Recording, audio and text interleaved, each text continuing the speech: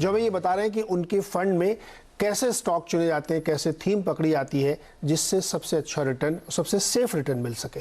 एक और बड़ा आजकल फिनोमेना है जो B2C की बात आपने की, तो एक में तो अर्निंग ग्रोथ आ रही है इसलिए वैल्यू बनेगी वहां पे, एक में EPS ग्रोथ पर मल्टीपल की ग्रोथ बहुत ज़्यादा हो गई है, अर्निंग ग्रोथ उसके कंपैरिजन में नहीं हुई है या बहुत कम है, या अलग तरीके से उसको लोगों ने एनालाइज करके बता दिया है। तो लेकिन कई बार अच्छा है कि बहुत अच्छी कंपनीज हैं उनमें अर्निंग ग्रोथ हो रही, तो वो आप लोग कैसे चुनते हैं जहाँ पे अर्निंग ग्रोथ पे फोकस करें, या जैसे हम लोगों ने B2C FMCG की बात करी, उनके मल्टीपल ऑलरेडी बहुत हाई होते हैं, ग्रोथ बिल्कुल नहीं लेकिन मल्टीपल अभी भी 80, 90, 100 बने ही रहते हैं।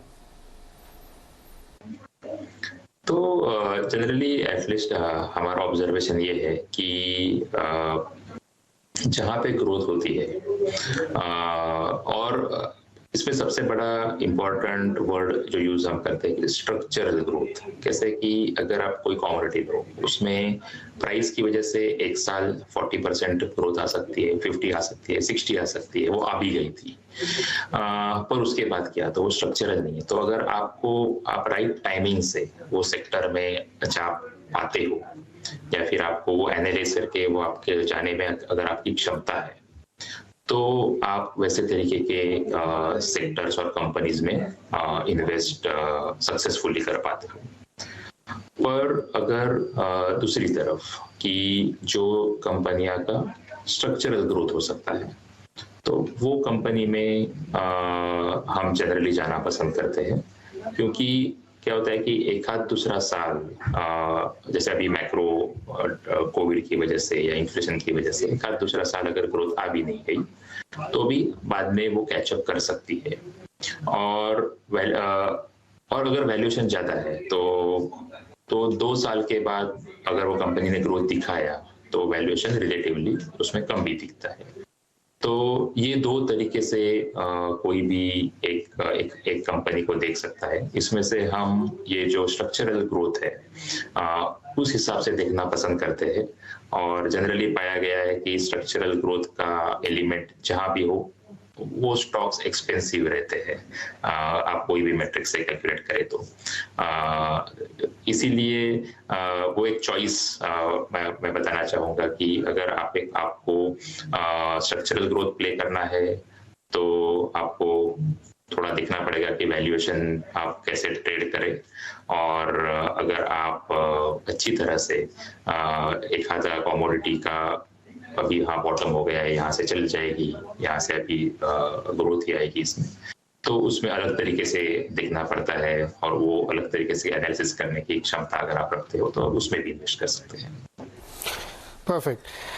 श्रेयस, एक और महत्वपूर्ण सवाल ये है कि क्या आधा साल तो निकल गया, अगले 6 महीने 7 महीने तक आपको लगता है कि ज़्यादा वॉलेटिलिटी रहने की संभावना है या मार्केट एक डायरेक्शन पकड़ने की कोशिश करेगा? क्योंकि अभी भी बहुत सारे डेटा पॉइंट्स क्लियर नहीं है, बहुत सारी अनसर्टेनिटी है। इवन क्रूड को ही लेके देख लीजिए तो अब 100 से नीचे आ गया, किसी को लगता है कि शायद डिमांड गिर जाएगी, चाइना की डिमांड बहुत बुरी स्थिति में है, बड़ा मुश्किल है।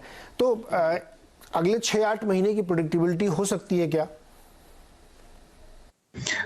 मार्केट की प्रेडिक्टेबिलिटी हमेशा से ही डिफिकल्ट पाई गई है, तो इसलिए हम लोग हमेशा बोलते हैं कि आप कंपनी की तरफ ध्यान दें, क्योंकि आज हम कुछ इश्यूज डिस्कस करेंगे। जैसे आप 2 साल पहले बात करते हम कोविड डिस्कस करते, 6 महीने पहले वॉर डिस्कस करते, आज की तारीख में और कुछ डिस्कस कर रहे हैं, और 6 महीने 8 महीने बाद तभी के टॉपिक्स जो मार्केट के सो कॉल्ड ड्राइवर्स रहते हैं 6 महीने के लिए वो अलग अलग चेंज होते रहते हैं, और हमेशा ये अनसर्टेनिटी तो रहती है। तो वो हिसाब से देखा जाए तो as a investor, long term investor, long only investors, हम ये पसंद करते हैं कि एक कंपनी अगर ठीक है, वो कंपनी के पास मोट है, वो कंपनी के पास डिफरेंशिएशन है, वैल्यू एडिशन करने की एबिलिटी है, तो वो कंपनी आपको ग्रो करके आपको एज ए निवेशक उसमें पैसा बना दे जाएगी।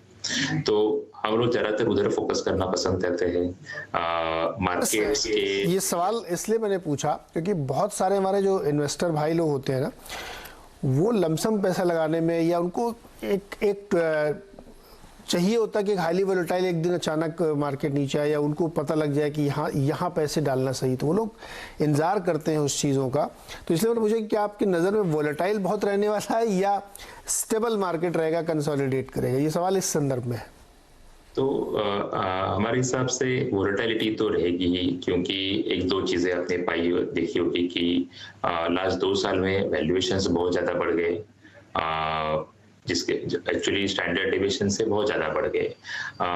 उसमें से थोड़ा सा करेक्शन आया, पर एब्सोल्युटली द वैल्यूएशंस है वो हाई ही है मार्केट में, उसमें कुछ दो बात नहीं।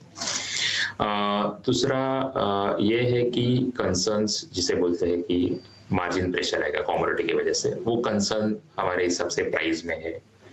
तीसरा कंसर्न मार्केट में है इंटरेस्ट रेट का। अब इंटरेस्ट रेट राइजिंग साइकिल आपको जैसे पता है कि इक्विटी के लिए नेगेटिव रहती है, फॉलिंग साइकिल पॉजिटिव रहती है, तो राइजिंग साइकिल भी अभी almost peak out as of now तो लग ही रहा है। अभी उसमें अगर कल को क्रूड 150 हो जाए तो बात अलग है, पर एज ऑफ नाउ उसमें भी आपको कंफर्ट है। तो एक ही चीज है जो अभी तक क्लैरिटी है नहीं आपकी वोलेटिलिटी के हिसाब से, वो है डिमांड ग्रोथ। क्योंकि मार्जिन प्रेशर्स तो देख लिया मार्केट ने, अभी अर्निंग सीजन में भी वो दिख ही रहा है, लेकिन कमोडिटी के प्राइसेस कम आ गए हैं, तो इसलिए शायद आगे जाके वो मार्जिन प्रेशर कम हो।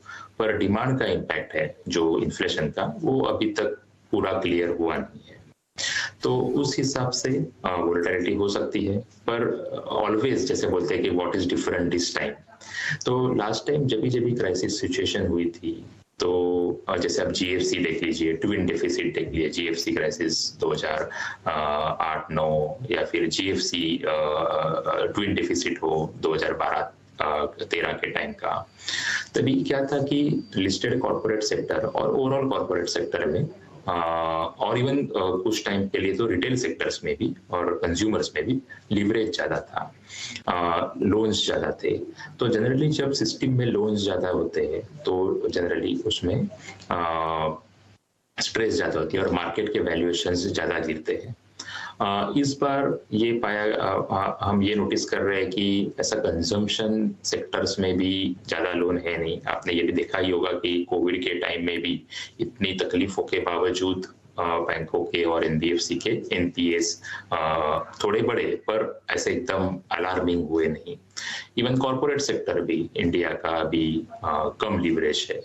तो ये एक कंफर्ट दे जाता है कि अगर डिमांड में स्लोडाउन आ भी जाए, पर health of corporate sector is and consumption, ये दोनों का हेल्थ इस बार ज्यादा अच्छा है। तो ये आपको डेफिनेटली कंफर्टेबल रहेगा।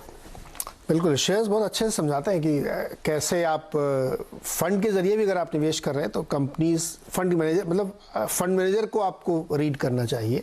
तो इसीलिए मैं बहुत आड़े टेढ़े क्वेश्चन आपको घुमा के ले जा रहा था, लेकिन बहुत ही अच्छे से आपने समझाया कि वोलेटिलिटी तो रहेगी, लेकिन अगर आप अच्छी कंपनी चुनते हैं जो कि शेयर्स चुनेंगे आपके लिए, तो उसका असर न्यूट्रलाइज हो जाता है। बहुत बढ़िया बातचीत रही।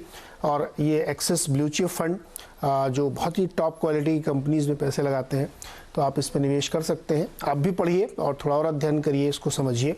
और हर हफ्ते हमारी कोशिश होती है कि आपको एक बेस्ट फंड मैनेजर से मुलाकात कराएं और उसके फंड के बारे में आपको जानकारी दें। शेयर्स, बहुत बहुत शुक्रिया हमारे साथ जुड़ने के लिए, बातचीत करने के लिए। फिर किसी दिन किसी एक और फंड के साथ आपसे मुलाकात होगी। नमस्कार।